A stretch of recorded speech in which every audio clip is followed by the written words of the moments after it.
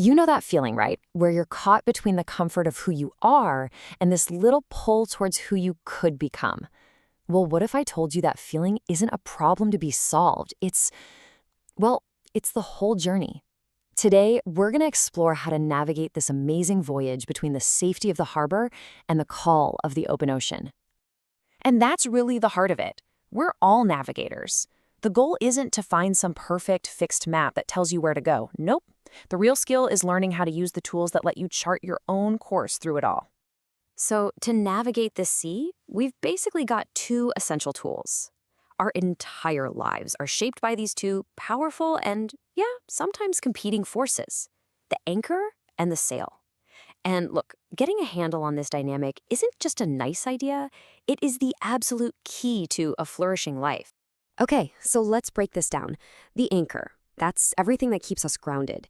It's our routines, our habits, the safety of who we are right now, right here.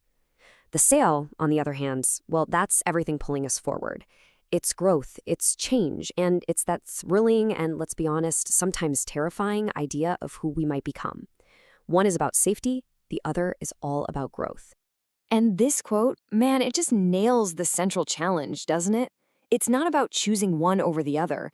The real art of living is in the balance, in mastering both. So let's start with the anchor. Why do we love our routines so much? Why do we naturally crave what's predictable? It's so easy to look at that as a weakness, like we're stuck in a rut, but it's actually a fundamental part of how we're designed. Okay, get this. Your brain, which is only about 2% of your body weight, uses up a whopping 20% of your body's energy. I mean, from a survival standpoint, that is an incredibly expensive piece of equipment to keep running. And that leads us to this really cool idea called the free energy principle. The theory is that our brains are basically prediction engines. Their number one job is to guess what's coming next, because that minimizes surprise, and that conserves all that precious energy. So yeah, your brain is kind of lazy by design, and that's a good thing, until, it isn't. Our habits and routines, that's just our brain switching into low power mode. It's our biological anchor. And it's not just about biology, this is deeply social too. Think about it. Predictability is the currency of trust. We need to know that our friends, our partners, our colleagues are going to be reliable. This consistency is what builds psychological safety, that feeling that we're safe enough to be ourselves. And that's the foundation of any healthy relationship or community. But of course, that's only half the story. Because after you've been in that safe harbor for a while, you start to feel it, don't you?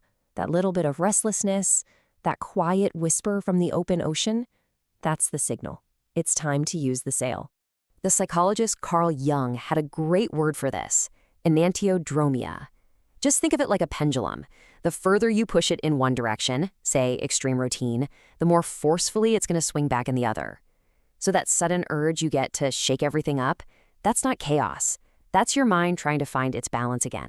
And biologically, we're totally wired for this push towards the new. Novelty and challenge literally trigger neuroplasticity. It forces our brains to rewire themselves and learn. This whole novelty-seeking drive is tied to our dopamine system, and it's what keeps our minds feeling young and adaptable.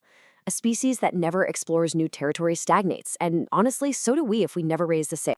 So we have this deep, deep need for both safety and for change. But the crucial part, the part we really have to pay attention to, is what happens when we lose that balance and lean way too far in one direction. This is where we run into the two great dangers of the journey. First up, the danger of too much anchor. I call this the rot of the harbor. Life becomes so predictable that it's not really alive anymore. It's just a repetition, a rerun. This is psychological stagnation. Sure, you're safe, but you also become a total stranger to your own potential, just stuck in a past version of yourself. And the opposite?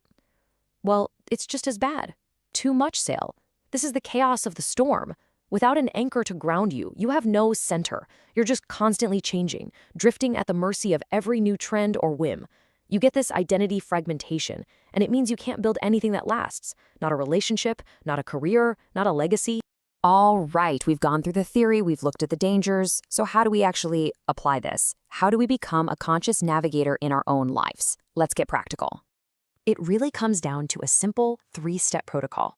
First, you've got to build a secure base, a strong anchor to explore from. Second, you start to practice small, totally manageable acts of unpredictability. This builds your confidence as a sailor. And third, you learn to listen to that internal compass, that restless signal that tells you when it might be time for a bigger voyage. And micro unpredictability is the perfect place to start. You don't need some life-altering storm to hoist the sail. Seriously, it can be as simple as taking a different route to work, or ordering something you've never tried before at a cafe, or listening to a genre of music you think you hate. These small acts, they're like training exercises for your sail. They keep you flexible and ready for anything. And this all leads to a really powerful way of reframing security. We think security comes from holding on tight to everything we have, but true security, that's the inner confidence that you can handle change.